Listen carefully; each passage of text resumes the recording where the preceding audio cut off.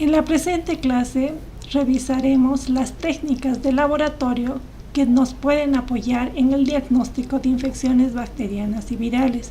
Nos enfocaremos básicamente a las pruebas serológicas. Cuando se tiene un caso clínico, se sospecha de una enfermedad de origen infecciosa, se van a utilizar todas las herramientas, estrategias y evidencias para hacer un diagnóstico presuntivo. Si tenemos un diagnóstico de una posible enfermedad de origen bacteriano y viral, se puede recurrir a los servicios auxiliares que van a aportar el resto de la información necesaria para el diagnóstico. El laboratorio presta su ayuda en ese sentido. Si sospechamos de un paciente que tiene una infección, ya sea por una bacteria, nos vamos a referir nosotros a bacterias o virus específicamente, los laboratorios tienen técnicas o métodos para apoyar el diagnóstico, porque pueden, por un lado, buscar al microorganismo, sea virus o bacteria, o se puede evaluar la huella que ese microorganismo ha dejado en un individuo. Con esta información adicional es posible hacer el diagnóstico y asumir una conducta terapéutica. En general, el laboratorio nos ofrece dos tipos de pruebas, las directas y las indirectas. En las directas busca el agente infeccioso. Puede ser el agente completo, entero, y para eso tenemos técnicas como el aislamiento o la visualización. Aislamiento, por ejemplo, a través de cultivos. Las bacterias pueden cultivarse en medios in vitro, los virus también, aunque requieren primero cultivos de líneas celulares o células vivas. Por otro lado, la visualización. A través de técnicas microscópicas, luego de realizar tinciones, es posible observar a los microorganismos. Ejemplo, lo que aprendemos a hacer, la tinción de Gram. Hay otras técnicas que no buscan el microorganismo completo, sino detectan componentes del microorganismo. Por ejemplo, técnicas que detectan una secuencia genética específica del microorganismo. Si está, esa secuencia se infiere que el microorganismo está presente. Hay varias, pero una que se está utilizando mucho es la técnica de PCR y la RT-PCR u otras variaciones de esta técnica básica. Puede también buscarse las proteínas específicas del microorganismo, o sea, podemos detectar antígenos. Para eso tenemos varias pruebas. Tenemos pruebas como la de Western Blot o las mismas pruebas serológicas que vamos a ver en esta clase. En las pruebas indirectas están todas aquellas que buscan la respuesta del ser humano frente al microorganismo. Y para eso se aprovecha la producción de anticuerpos específica contra ciertos antígenos. Entonces, la detección de antígenos o la detección de anticuerpos con ayuda de los antígenos es lo que nos permite aplicar la aplicación que se ha logrado en muchas pruebas serológicas. Cuando se detectan los anticuerpos específicos frente a los microorganismos, vamos a tener como resultado un diagnóstico indirecto, porque no buscamos al microorganismo, sino estamos buscando la respuesta específica frente al mismo. Y hay varias pruebas que ya las vamos a ver a continuación. El conocimiento de la inmunología ha permitido la aplicación de muchos métodos para apoyar el diagnóstico clínico. Las pruebas serológicas tienen un fundamento. Todas se basan en la reacción específica entre los antígenos y los anticuerpos. Si ustedes recuerdan, el ser humano, dentro de lo que es la respuesta inmunológica, tiene una respuesta inmune adaptativa. Cuando él identifica antígenos extraños específicos, y en esta función tienen un rol importante los linfocitos tipo B.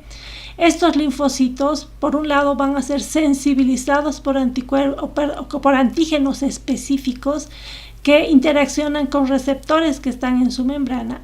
Van a participar como células presentadoras de antígeno que van a activar a otros linfocitos como los T dentro del sistema inmunológico, pero los linfocitos B sensibilizados y con una actividad que está activada o aumentada con las interleuquinas, puede terminar madurando en una célula plasmática, la misma que va a formar anticuerpos que son específicos contra los antígenos que sensibilizaron esta célula. Los anticuerpos de un paciente permiten ver su historial de infecciones, o sea, proporcionan todo un historial de sus infecciones.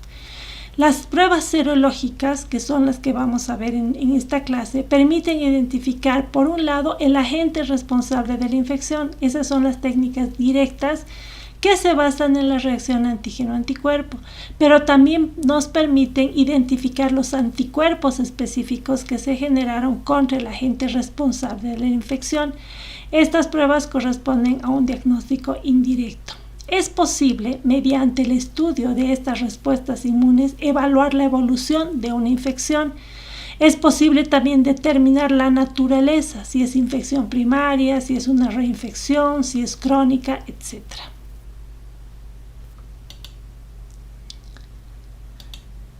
Recordemos algunos conceptos básicos. ¿Qué es un antígeno? Una sustancia que induce una respuesta inmune, y la respuesta inmune puede ser un anticuerpo, respuesta humoral o la generación de células sensibilizadas. Hablamos de la respuesta celular. Denominamos o conocemos como aptenos a antígenos incompletos, que por sí solos no producen una respuesta inmune, pero sí tienen la capacidad de reaccionar con los anticuerpos. El determinante antigénico es la porción del antígeno que interviene en esa reacción con el anticuerpo. Y los anticuerpos son esas estructuras proteicas generadas por las células plasmáticas que derivan de los linfocitos B. Si analizamos, los anticuerpos tienen una naturaleza proteica. Están formadas por dos cadenas pesadas y por dos cadenas ligeras. Tienen una fracción, que es esta de la cadena pesada, que es la fracción constante, llamada también invariable, pero tienen todas estas otras regiones que son las regiones variables, es la parte variable, y es la que le va a dar la especificidad. Por eso, porque para cada antígeno hay un anticuerpo específico, y esa reacción es la que se aprovecha para el desarrollo de estas técnicas de laboratorio. Revisemos otros conceptos. Se conoce como valencia al número de determinantes antigénicos que pueden estar sobre la superficie de un antígeno. Entonces podemos considerar, por ejemplo, a una bacteria un antígeno o un antígeno, ¿sí? Y en la superficie de ella podemos ubicar varias proteínas, cada una de las cuales va a actuar como determinante antigénico.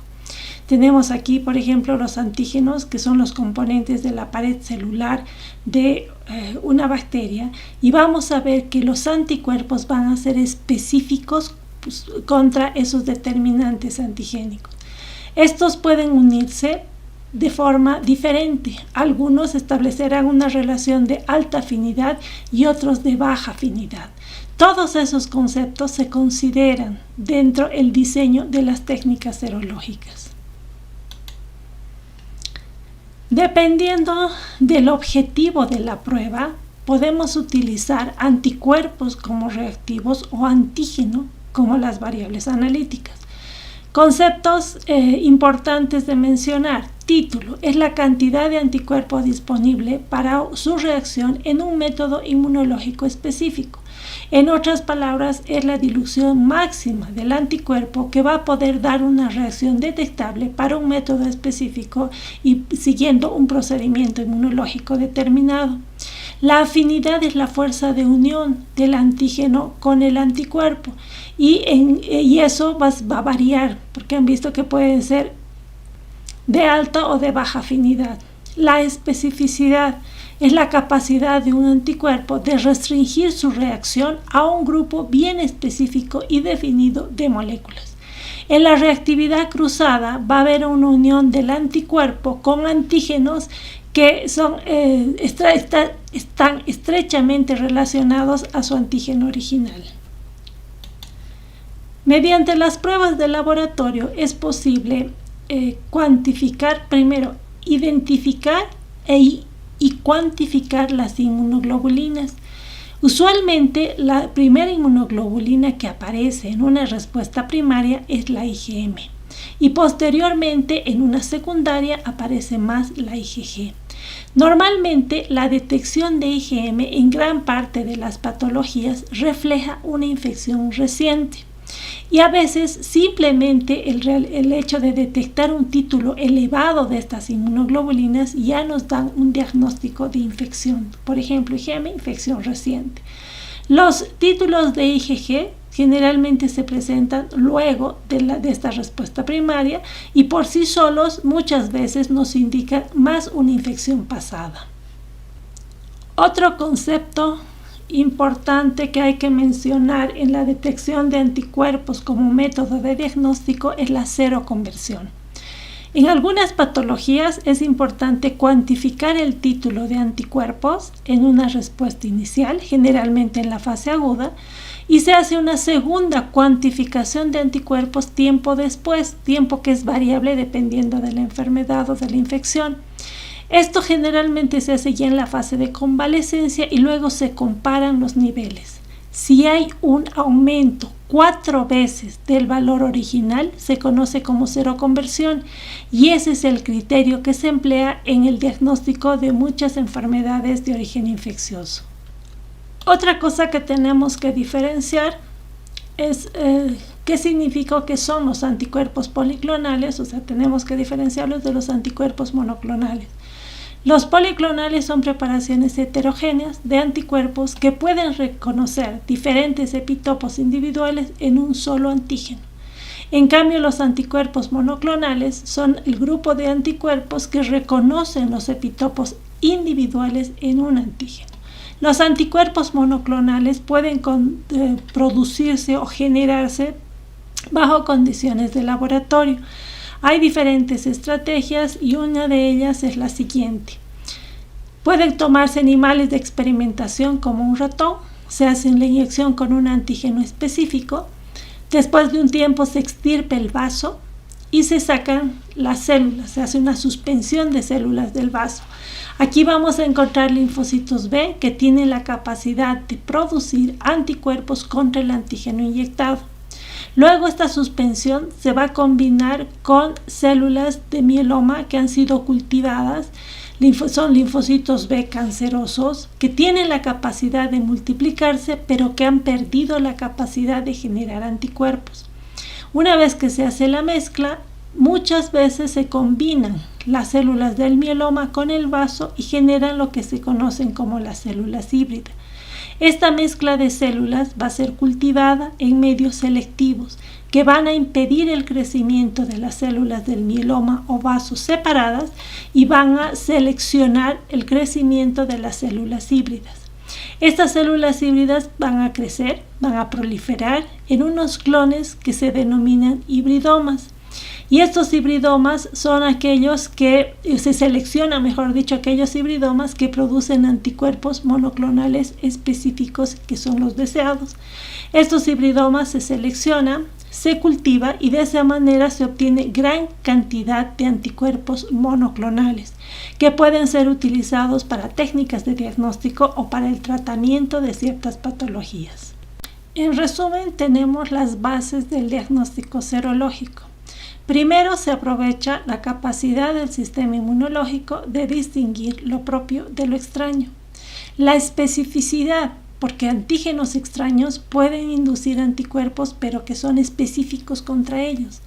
La persistencia de los anticuerpos puede variar, y también de los antígenos, no puede variar en el tiempo, y eso va a depender de muchos factores. Un estímulo inicial, las reinfecciones, las sobreinfecciones, etc. Cuando se encuentran anticuerpos contra un determinado antígeno, esto nos hace suponer de forma indirecta que el organismo tiene o ha tenido un contacto con él o con los antígenos de su procedencia. La memoria. El sistema inmunológico es capaz de recordar de haber tenido un contacto previo con un antígeno y puede reaccionar frente a él de forma anamnésica. Se pueden detectar, en resumidas cuentas, antígenos de agentes infecciosos o se pueden detectar anticuerpos que ya el ser humano ha formado después de una infección. Para ello es importante tener conocimiento de la dinámica de la producción de anticuerpos. Generalmente aparecen primero inmunoglobulina M, inmunoglobulina A, que en un tiempo variable que puede ir de una semana a más, 3, 5 semanas, dependiendo de la patología. Y luego tenemos la formación de la inmunoglobulina G, que puede mantenerse en el tiempo o puede desaparecer después de algunos años. Los estudios serológicos pueden emplearse fundamentalmente con dos objetivos. Estudios de diagnóstico, en el caso de infecciones virales o bacterianas, donde es factible la identificación del microorganismo o del antígeno. ¿Cuándo tiene más importancia? En aquellas infecciones donde es muy difícil cultivar o aislar el microorganismo, por ejemplo, las infecciones virales. Pero también es importante en estudios epidemiológicos. Se puede demostrar el estado inmunitario de una población con referencia a uno o a varios patógenos. Se puede hacer un estudio retrospectivo de anticuerpos, lo que nos va a indicar la prevalencia de los microorganismos en esa población, y dependiendo de en qué distribución, en la distribución de acuerdo al grupo etario, de acuerdo a las edades, se puede hacer análisis y tomar decisiones en cuanto al establecimiento de campañas de vacunación. Ya durante el proceso de diagnóstico es importante considerar cuatro características, en realidad, de las pruebas serológicas para ver la utilidad que tiene. Una prueba serológica puede evaluarse de acuerdo a su sensibilidad, su especificidad, su valor predictivo positivo y su valor predictivo negativo. Del conocimiento de estos parámetros o estos valores se va a deducir su aplicación o no en determinadas patologías o circunstancias, y además ayuda a la interpretación del resultado, sea este positivo o negativo. Cuando hablamos de sensibilidad, este es un parámetro que se va a lograr aplicando la prueba a pacientes que sabemos que están en la situación que queremos diagnosticar. Cuanto más resultados positivos se produzcan en este grupo de enfermos, mayor sensibilidad va a tener la prueba y menos resultados falsos negativos vamos a obtener. Entonces hablamos de sensibilidad como el porcentaje de verdaderos positivos que son detectados en individuos con esa enfermedad y aplicando esa técnica. Algo que siempre van a recordar, la sensibilidad va ligado a los falsos negativos.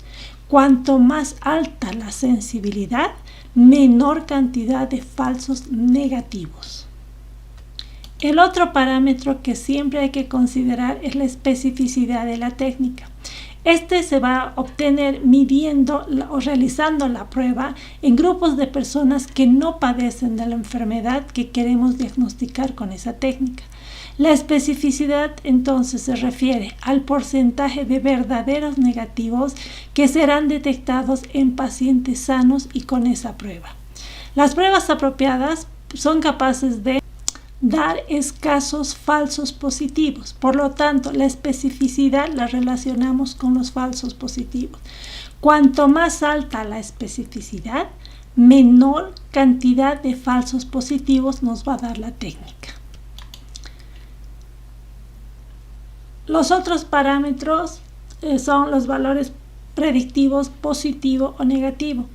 Estos parámetros nos dan la utilidad que tiene una prueba para poder ser empleada en una población general en la que existen tanto enfermos como sanos, o sea, individuos infectados o sanos, por el agente frente al que queremos investigar a través del estudio de los anticuerpos. Conocer estos valores tiene importancia, y aquellos nos van a indicar si es conveniente o no aplicar la técnica para confirmar una enfermedad o descartarla.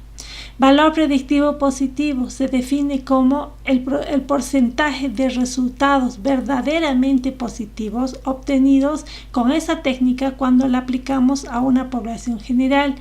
Y el valor predictivo negativo es el porcentaje de pruebas verdaderamente negativas aplicadas a la misma población. Para realizar los estudios serológicos, podemos partir de una muestra biológica que es el suero. O sea, si mediante una técnica nosotros buscamos la presencia de anticuerpos como un método indirecto, entonces la muestra de referencia o la muestra en la que se realiza el estudio es el suero. El suero es toda esa fracción proteica que es uno de los componentes en la sangre.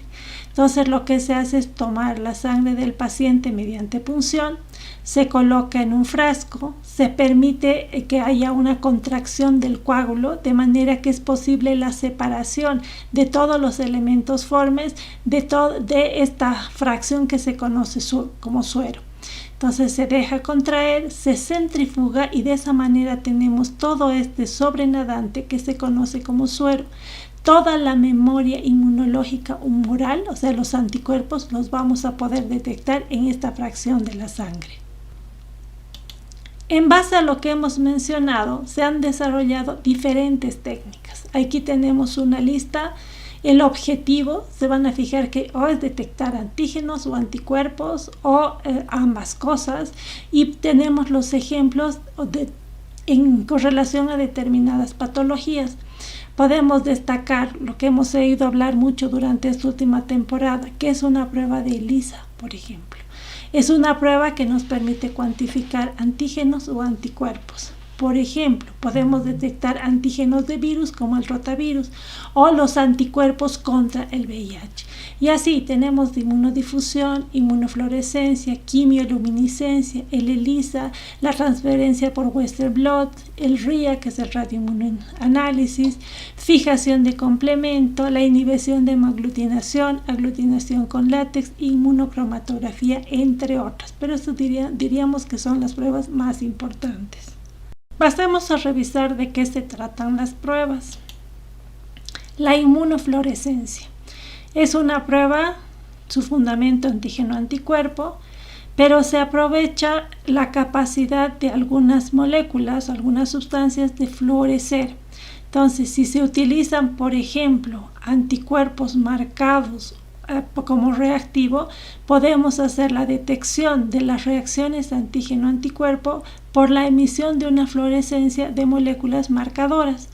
Se utiliza un microscopio especial, que es un microscopio de fluorescencia, y que tiene la capacidad de emitir luz a una determinada longitud de onda que va a incidir sobre estas moléculas marcadoras, que son las que utilizamos para teñir, en otras palabras, o para poder evidenciar la reacción antígeno-anticuerpo. O sea, es un procedimiento que sí necesita un equipo adicional, por eso que no es factible de hacer en todos los laboratorios. Estas técnicas de inmunofluorescencia pueden ser directas o indirectas. Directas cuando el objetivo es buscar y encontrar un antígeno. Indirectas cuando se busca, se cuantifica un anticuerpo específico. Por ejemplo, si tenemos estreptococos beta hemolítico del grupo A que viene de las fauces de la faringe de un paciente. Si nosotros tomamos esos estreptococos y los mezclamos o los hacemos reaccionar con anticuerpos monoclonales que están marcados con un colorante fluorescente, si esta mezcla de bacterias reacciona específicamente con el anticuerpo, se va a formar un complejo, que es un complejo antígeno-anticuerpo. Y por lo tanto, a estos estreptococos los vamos a ver fluorescentes. Eso nos indica que la prueba ha sido positiva. Si observamos, aquí estamos buscando el antígeno. En cambio, en la inmunofluorescencia indirecta, detectamos los anticuerpos que el paciente genera. Ejemplo, diagnóstico de sífilis. Agente etiológico de sífilis, treponema pálido. ¿Qué podemos hacer? Tomamos la sangre del paciente, separamos toda esta fracción del suero donde están los anticuerpos y la hacemos reaccionar con treponema pallidum bajo condiciones artificiales en el laboratorio. Si el paciente tiene anticuerpos contra treponema pálido, va a haber la reacción específica de ambos.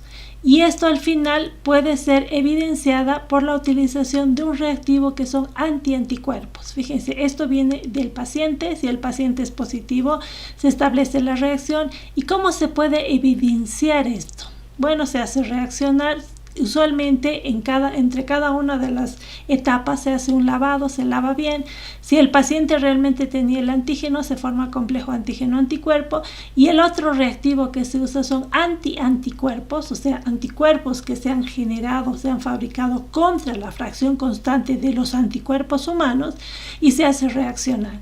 Si aquí hay un complejo y están los anticuerpos humanos, van a reaccionar los anticuerpos con estos y van a formar esto que son unos complejos mayores que van a poder teñir a las espiroquetas por la presencia de esta sustancia fluorescente en este reactivo. Y observamos microscópicamente y se pueden ver las espiroquetas fluorescentes. Un ejemplo de esta técnica la tenemos también en nuestro medio importante como diagnóstico para el Chagas. Entonces, esto se hace en portaobjetos. Entonces, se hace reaccionar. Si el paciente, por ejemplo, es positivo, vamos a tener espiroquetas fluorescentes. Si el paciente fuera negativo, no tendría estos anticuerpos, no se formaría este complejo. Cuando le coloco el otro reactivo, que es el anticuerpo o antiinmunoglobulina, como no hay no se va a unir y por lo tanto las espiroquetas no van a ser fluorescentes. Resultado final, si las espiroquetas se observan al microscopio fluorescentes, el paciente era positivo. Sí estaba infectado alguna vez con treponema pálido. Si tenemos al final espiroquetas no fluorescentes, el paciente es negativo. La otra técnica es la técnica de ELISA, que es un inmunoensayo ligado a enzima. Lo mismo, su fundamento, reacción antígeno-anticuerpo, y nos sirve para detectar antígenos, ejemplo, la detección de los virus respiratorios sincicial en secreciones respiratorias. Hoy en día también se están utilizando para otras enfermedades bacterianas o virales. También tenemos la técnica que es indirecta, o sea que nos va a permitir detectar anticuerpos. Ejemplo clásico tenemos el VIH, ¿no es cierto? La detección de anticuerpos contra el VIH es una técnica de diagnóstico de esta enfermedad, o sea, del SIDA, que es la enfermedad producida por el VIH. A diferencia de la inmunofluorescencia, que requiere un microscopio especial, estos requieren unos equipos especiales que miden la intensidad de cambio de color en unos pocillos, y vienen bajo esta forma kits con todos los reactivos que permiten hacer las reacciones en el laboratorio y nos permiten hacer un diagnóstico, o ya sea de detección de antígeno o detección de anticuerpos. Para poder entender la técnica tenemos los siguientes dibujos. Primero, que la reacción ya no sucede en un portaobjetos como habíamos observado en la inmunofluorescencia. Como en la inmunofluorescencia se ve a través de microscopía, las reacciones suceden en portaobjetos. En el caso de la ELISA, las reacciones suceden en unos pocillos. Todos estos vienen ya de forma comercial, con todo el protocolo establecido y con todas las limitantes que tiene, o sea, con una indicación de la utilidad y de las limitantes que tiene. Estos pocillitos, entonces, en estos pocillos se hacen reaccionar, o sea, suceden una serie de reacciones para que nos diga si la prueba es positiva y negativa. Les voy a dar el ejemplo del diagnóstico de VIH. Un diagnóstico indirecto, entonces se toma el suero del paciente que es sospechoso de haber estado infectado con este virus, se obtiene el suero y en el suero se buscan los anticuerpos de la siguiente forma. Estos pocillos ya vienen sensibilizados o tienen los antígenos para sensibilizarlos, pero se coloca aquí, o sea, adhiere. Sensibilizar significa que en el pocillo se pegan los antígenos. Por ejemplo, VIH, el ejemplo que estamos analizando. Como les decía, estos pocillos usualmente ya vienen preparados comercialmente y lo único que uno hace es seguir un protocolo o una técnica que nos indica el fabricante. Entonces, el pocillo se le pegan antígenos, que en este caso sería virus VIH. Siguiente paso, vamos a tener el suero del paciente. Aquí tenemos los antígenos bien pegados y se añade el suero del paciente. Si el paciente se infectó con VIH, va a tener anticuerpos anti-VIH y por lo tanto se va a establecer una reacción específica antígeno-anticuerpo. Siguiente etapa, lavado. O sea, se lavan los pocillos. Se puede hacer un lavado manual o hoy en día se recomienda que sea totalmente automatizado, ¿no? Entonces viene un equipo, lava todo este pocillo y se va a lavar todo, o sea, se va a retirar todo lo que no esté unido. Entonces, si el paciente era positivo, hay esta reacción y esta reacción queda.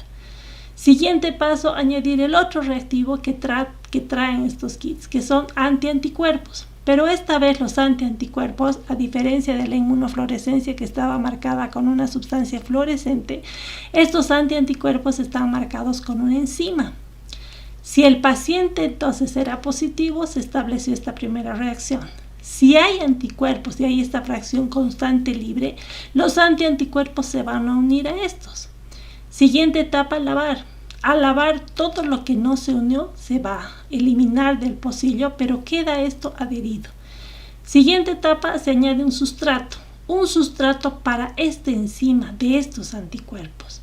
Usualmente este sustrato es incoloro.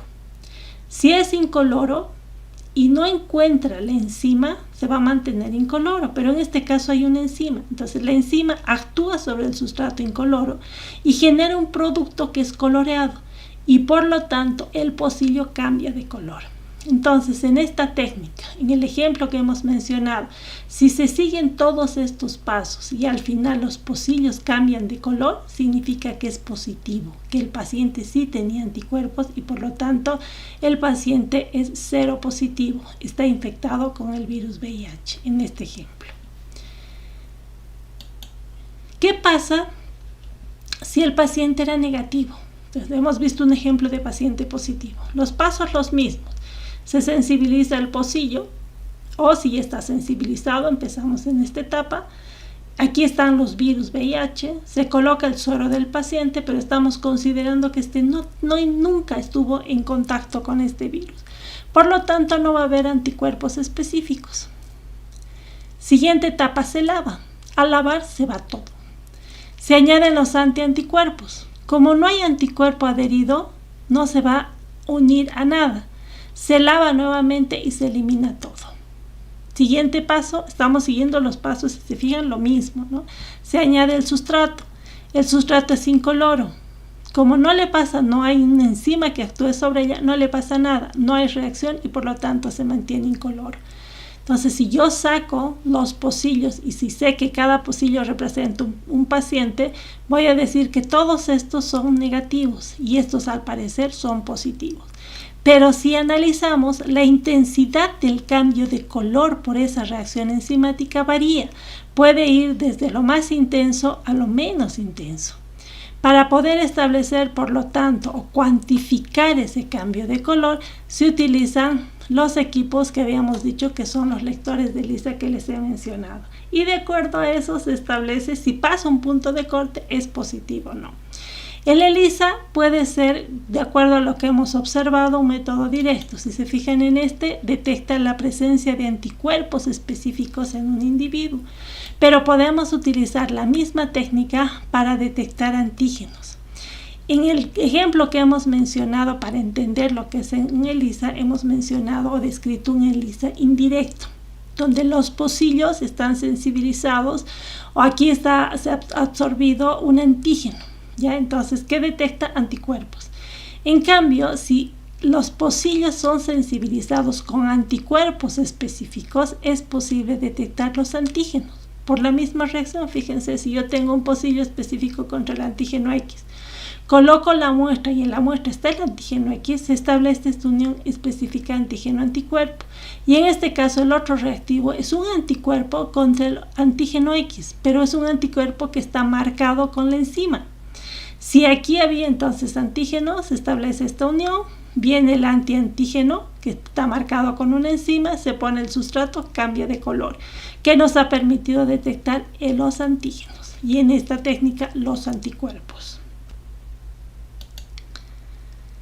La otra técnica, radioinmunoanálisis o radioinmunoensayo, el RIA. tiene el mismo principio, el mismo fundamento. Muchos de ellos se realizan en pocillos también o en tubos, dependiendo de su naturaleza, y es prácticamente lo mismo. La única diferencia que en el RIA, en lugar de emplear una marcación con enzimas, se utilizan anticuerpos, pero que están marcados con isótopos que emiten radiaciones. Entonces, si seguimos la lógica del ELISA, también se observa la reacción antígeno-anticuerpo, pero la forma de detectar la reacción antígeno-anticuerpo ya no es con la acción de una enzima sobre un sustrato, sino es porque estamos usando como reactivos indicadores de la reacción a anticuerpos que estén marcados con un isótopo radiactivo. Entonces, en lugar de ver cambio de color en los pocillos, lo que estas técnicas hacen es determinar la presencia de los isótopos, de la radiactividad emitida por los isótopos, y eso lo realizan los equipos, ¿ya? Entonces, la reacción antígeno-anticuerpo, como dice aquí, es por la emisión de radiaciones de los isótopos que se utilizan como marcadores en los reactivos. Otra técnica que se utiliza mucho en nuestro medio es la quimioluminiscencia o CLIA. El principio, el fundamento es lo mismo. Si yo tengo aquí un antígeno y que está en un sustrato, que puede ser un pocillo, puede ser un tubo, y tenemos el suero del paciente. Si el paciente tiene anticuerpos específicos contra ese antígeno, se va a establecer la reacción. Y la forma de evidenciar la reacción de este complejo primario es mediante anticuerpos, que aquí están descritos como anticuerpos secundarios, pero que están unidas a sustancias capaces de emitir una reacción quimioluminiscente cuando incide sobre ellas una determinada longitud de onda. Diferencias entonces: en fluorescencia se utiliza como método para evidenciar la reacción antígeno-anticuerpo el empleo de sustancias fluorescentes y se hace bajo microscopio. En la técnica de ELISA, la reacción antígeno-anticuerpo se evidencia por la acción de una enzima sobre un sustrato y la generación de un compuesto coloreado. El cambio de color nos indica reacción. En la quimioluminiscencia se utilizan anticuerpos, pero marcados con sustancias capaces de emitir quimioluminiscencia. Lo que hacen estos equipos entonces es detectar esta reacción. Si el paciente tenía anticuerpos, va a haber quimioluminiscencia. Si el paciente no tenía los anticuerpos, no hay quimioluminiscencia, y eso cuantifica el equipo. Otras técnicas que tenemos que mencionar, por ejemplo, la inmunodifusión. Generalmente esto se hace en sustratos que son de un material tal que permita la precipitación cuando hay una reacción antígeno-anticuerpo. Entonces, si yo coloco un soporte, le hago dos pocillos y en uno pongo, por ejemplo, si quiero detectar anticuerpos, pongo el antígeno específico. Si pongo el suero del paciente y tiene anticuerpos, van a difundir a través de este sustrato, y cuando encuentren especificidad va a haber un lugar donde precipiten, y cuando se observa la precipitación mencionamos reacción positiva. O sea que el fundamento es el mismo, reacción antígeno-anticuerpo, pero ¿cómo se evidencia la reacción? Usualmente por precipitación. Estas reacciones de precipitación también entonces nos permiten detectar o los anticuerpos o los antígenos. Si ustedes se fijan, se utilizan unos geles, se colocan los dos componentes, ya sea el reactivo, que puede ser el antígeno o el anticuerpo, y el desconocido, dependiendo de qué es lo que queremos hacer, y va a haber un punto de reacción. Entonces van a difundir las moléculas a través del gel, y cuando se encuentren pueden llegar a formar un precipitado que es factible de ser observado, y de esa manera evidenciamos la reacción antígeno-anticuerpo. En las reacciones de precipitación es importante considerar la concentración de ambos, antígeno y anticuerpo. Es posible ver las curvas de precipitación. Esta curva se basa en la relación del antígeno respecto al anticuerpo. La cantidad máxima de precipitado generalmente se va a establecer en la zona de equivalencia, donde la relación entre antígeno y anticuerpo es prácticamente equivalente. Y eso es fundamental para poder hacer efectiva la reacción. Las reacciones de precipitación también pueden suceder o pueden realizarse de forma vertical y en tubos. Entonces, en este dibujo podemos ver cómo se coloca en un lado los anticuerpos, en el otro los antígenos, y cuando cuando ambos hayan alcanzado proporciones iguales, se va a lograr lo máximo de precipitación.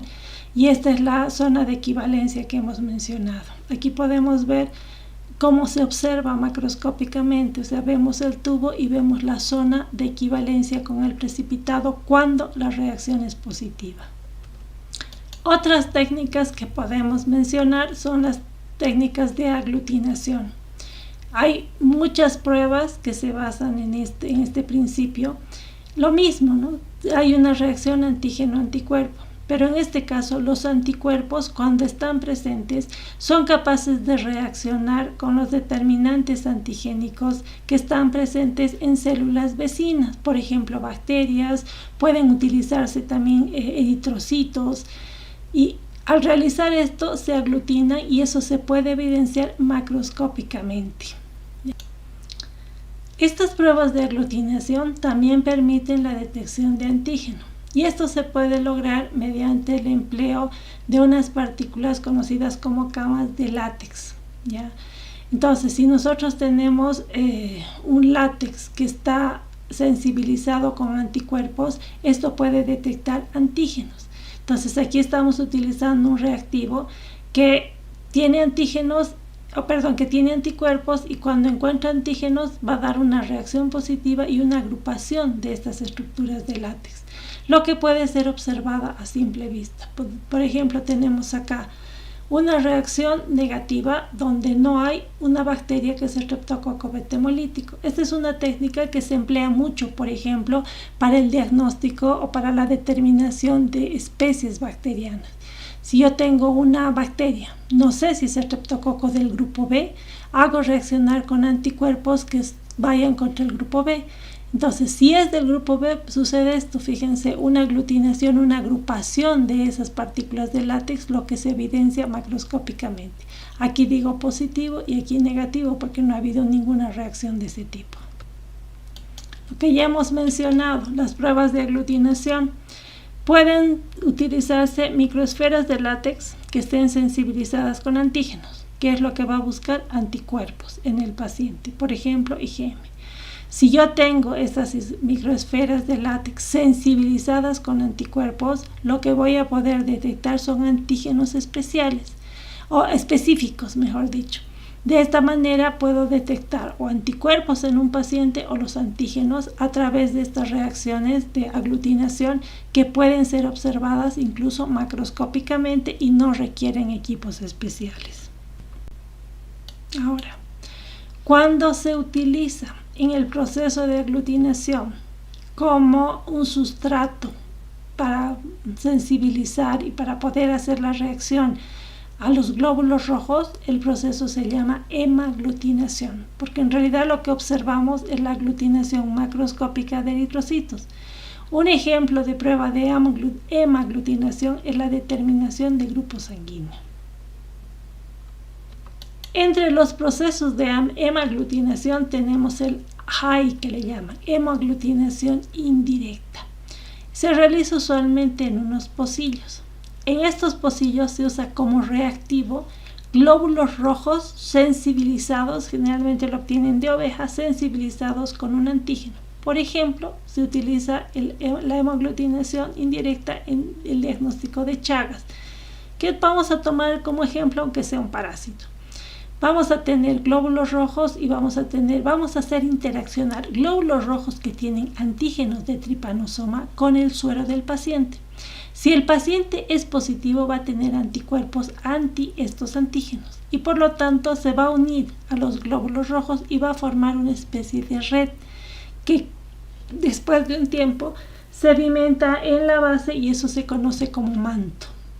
En el caso de los pacientes que sean negativos, si yo tomo un recipiente o un pocillo y hago reaccionar estos eritrocitos que están sensibilizados con el suero del paciente, pero en el suero del paciente no hay anticuerpos, todos los glóbulos rojos después de un tiempo y por sedimentación se van a ir a un solo punto en el fondo del tubo. ¿Cómo he evidenciado la reacción? Positiva, la formación de un manto en el pocillo, y negativa, la aparición de un punto que se llama botón o que le dan el nombre de botón en el fondo del pocillo. Ya hemos mencionado que un ejemplo de hemaglutinación es la determinación de grupos sanguíneos. ¿Cómo se hace la determinación de grupos sanguíneos? Simple. Se necesita la sangre entera del paciente. En la sangre entera del paciente están los eritrocitos. Y los eritrocitos, dependiendo del grupo sanguíneo de la persona, va a contener antígeno A, que son los pacientes del tipo A, puede tener el antígeno B, o puede tener el AB, o no tener ninguno. Este es el tipo O. Para poder determinar este grupo, ¿qué necesitamos? Anticuerpos, anti-A, anti-B, y si queremos determinar el grupo RH, anti-D. Entonces se coloca la sangre del paciente en estos pocillos, que es en un portaobjetos, con áreas bien delimitadas, y se ponen los anticuerpos. Si el paciente tiene antígeno A, va a reaccionar con el anticuerpo anti-A y va a aglutinar, y esa aglutinación me permite inferir o deducir qué grupo sanguíneo tiene cada persona. Estas técnicas de hemaglutinación también tienen aplicación en el campo viral. Eritrocitos sensibilizados pueden reaccionar con los virus y pueden dar lugar a reacciones de hemaglutinación. También tenemos las pruebas de neutralización. Sirven, por ejemplo, para la detección de toxinas.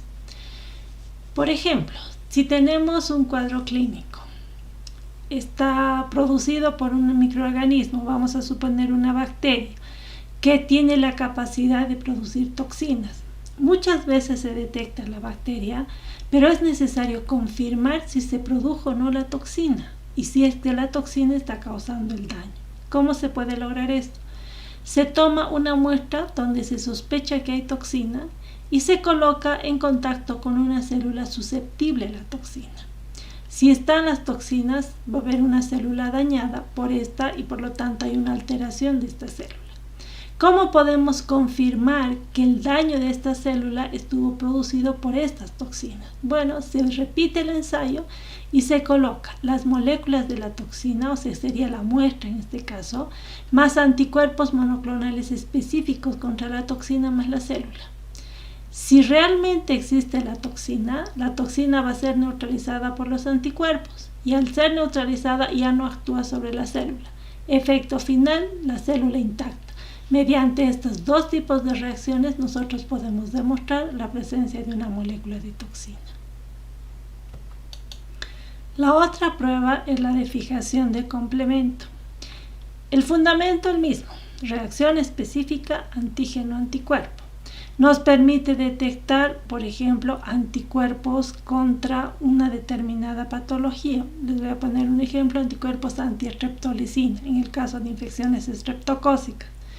La forma de evidenciar la reacción antígeno-anticuerpo es mediante la activación del complemento. Si ustedes recuerdan, uno de los efectos finales de la activación de esa cascada de proteínas del complemento es la lisis de las células porque genera unas perforaciones a nivel de la membrana de las células. Entonces, ¿cuáles son los pasos? Hay un soporte de reacción, se coloca el suero del paciente y se coloca el antígeno. O sea, aquí estamos buscando el anticuerpo específico contra este antígeno. Entonces, este es nuestro problema, es el suero. Vamos a suponer que el paciente es positivo, va a haber anticuerpos contra este antígeno. Entonces, cuando yo coloque el antígeno y coloque el complemento, va a haber reacción específica de los anticuerpos con el antígeno y se forma este complejo. Como además se incluye el complemento puede ser activado por la vía clásica y se van a consumir todos los componentes del complemento. Luego se añade eritrocitos de carnero y anticuerpos contra los eritrocitos del carnero. Estos dos van a formar un complejo antígeno-anticuerpo, pero ya no van a poder activar al complemento porque este ya se consumió en la etapa previa. Resultado positivo, la prueba es positiva, significa que el paciente sí tenía anticuerpos contra este antígeno. ¿Qué pasaría si el paciente fuera negativo? No hay la primera formación de complejo. Como hemos añadido antígeno complemento, no se une nada y esto está intacto. Se añade eritrocitos y anticuerpos antieritrocitos, estos forman un complejo. A este complejo, que es el activador de la vía clásica, se va a unir el complemento, se va a activar y al final determina la generación del complejo mayor de ataque que va a destruir o que va a perforar la membrana de los eritrocitos y los va a lisar. Si yo veo un tubo donde no ha habido lisis de eritrocitos, esa prueba es positiva. Si yo veo que hay lisis, significa que la prueba es negativa. En otras palabras, el paciente no tenía anticuerpos específicos contra el antígeno que se está probando. Hay otras técnicas que se conocen como las del immunoblotting. Estas suceden en otro soporte. Generalmente son geles de separación, donde se van a separar los antígenos por el tamaño en diferentes posiciones. Una vez que tenemos los antígenos como reactivo, van a transferirse a membranas de nitrocelulosa y sobre estas es donde se aplican los anticuerpos. Se lavan y se añaden conjugados radiomarcados. En aquellos sitios donde va a haber la unión específica antígeno-anticuerpo, se van a visualizar marcas, o sea, marcas específicas que es posible visualizarlas después de una autorradiografía y un revelado. Entonces, esta es la otra forma. Lo mismo, estamos evidenciando la reacción antígeno-anticuerpo, pero en este caso mediante la utilización de moléculas radiomarcadas y mediante la utilización de una radiografía o autorradiografía final.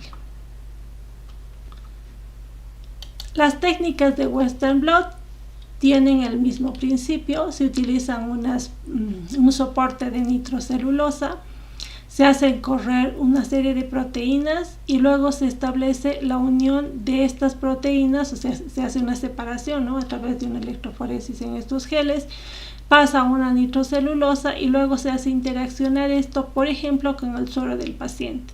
Si el suero presenta anticuerpos, se va a unir a las diferentes proteínas y eso puede ser revelado. Ejemplo, tenemos el diagnóstico de confirmación de infección por virus VIH.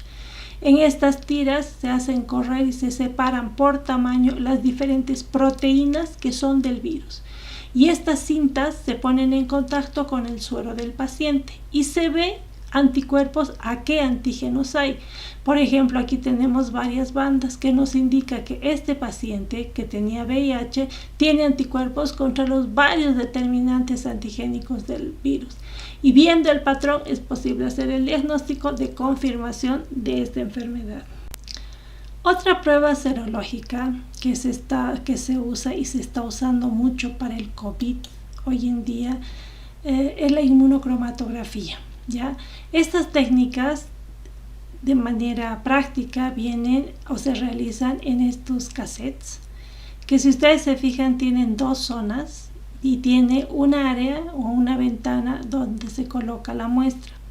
Tenemos, por ejemplo, estas pruebas para la detección del antígeno nasal para COVID. ¿Qué es lo que se hace? Se hace un hisopado nasal, se coloca en una serie de diluyentes y se añade esto a estas ventanitas. Y esto por capilaridad va a migrar a través de este soporte o de esta membrana. En términos prácticos, hay un control y hay un testigo. El control es el interno de la prueba y el testigo es la zona donde aparece el resultado del paciente. Si colocamos la muestra, esta migra y aparece solo el control y el testigo está limpio, el paciente es negativo.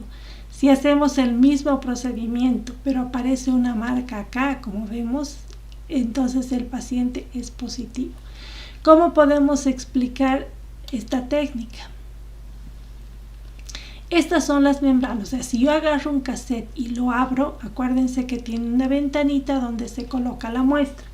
Entonces, ¿qué tienen estas membranas?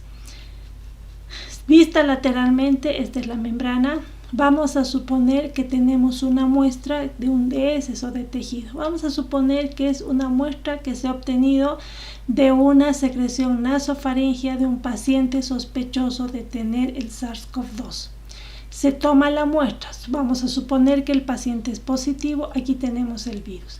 Entonces, esa muestra se combina con anticuerpos específicos contra este virus. En este caso, el virus del coronavirus. Entonces, si hay virus, va a establecer una unión específica con el anticuerpo. Como va migrando por capilaridad a través de la banda, va a llegar a una zona donde este complejo se combina, o este anticuerpo se combina con unas partículas de oro. Sigue migrando. Si el paciente era positivo, este antígeno se unió con el anticuerpo y luego se unió con el conjugado de oro. Y a medida que va migrando, va a pasar por una zona que tiene inserto anticuerpos específicos contra este antígeno. Entonces migra.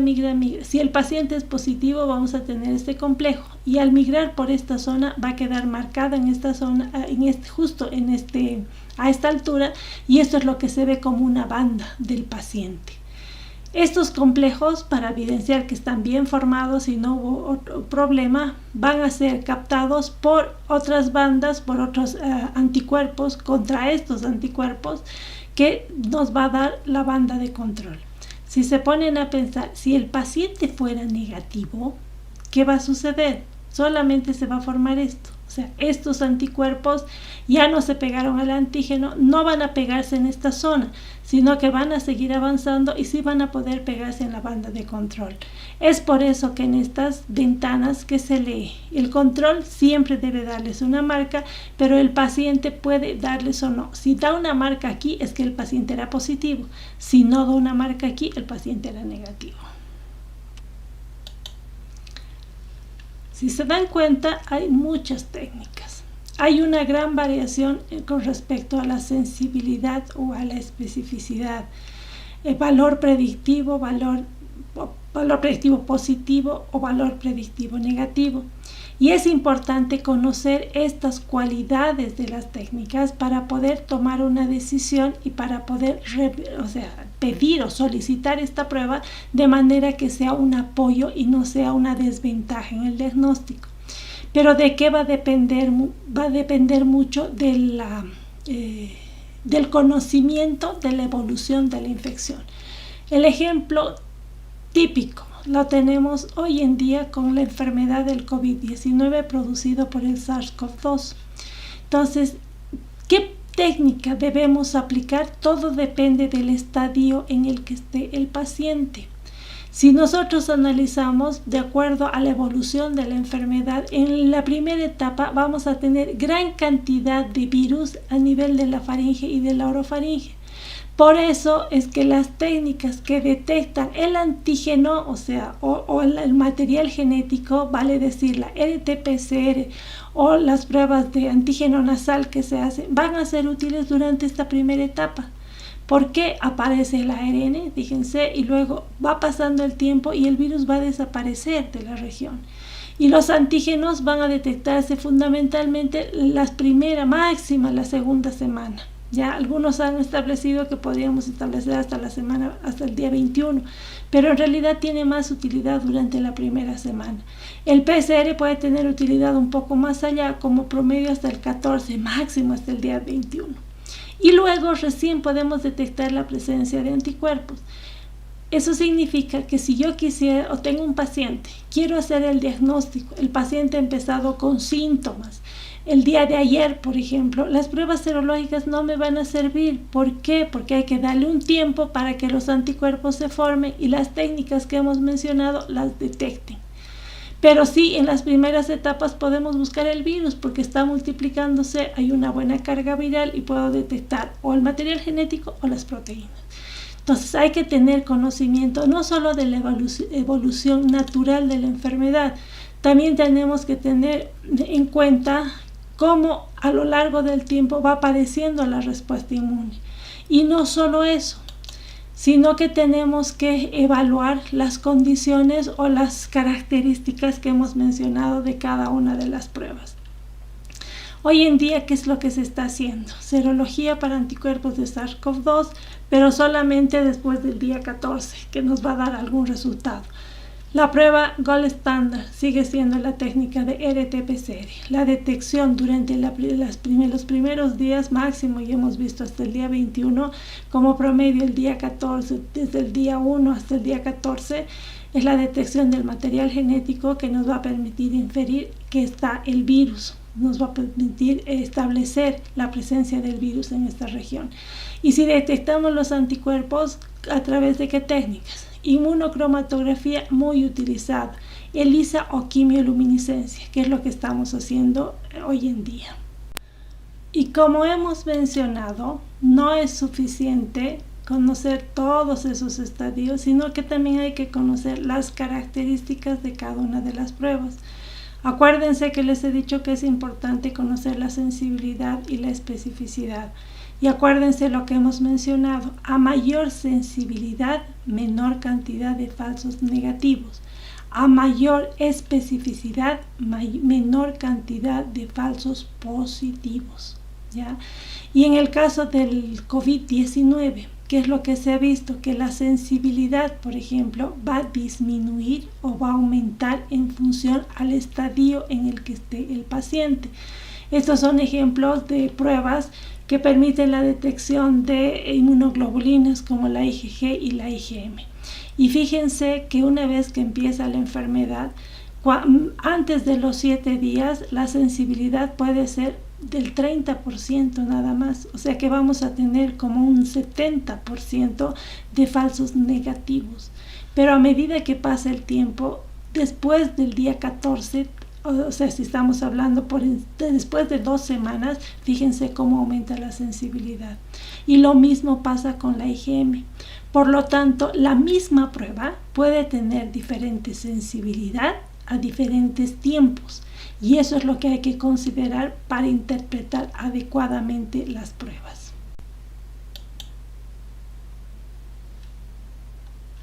Muchas gracias.